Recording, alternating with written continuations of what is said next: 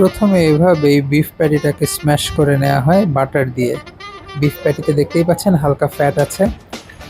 এরপর বাটার দিয়ে বানগুলোকে টোস্ট করে নেওয়া হচ্ছে।